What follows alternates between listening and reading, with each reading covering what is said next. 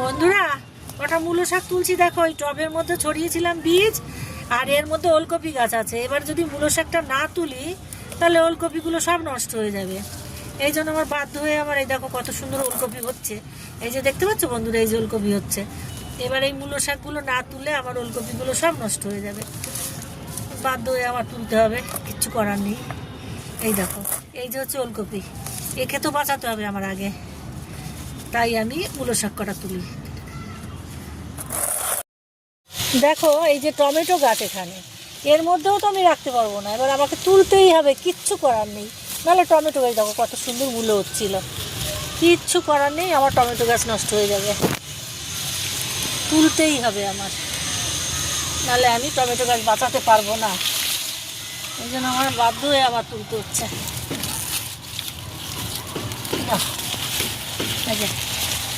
এই যে দেখো, আর এই যে তুললাম, আর এই যে তুললাম, এখনো আমার 2-3 দিন হয়ে যাবে যা আছে।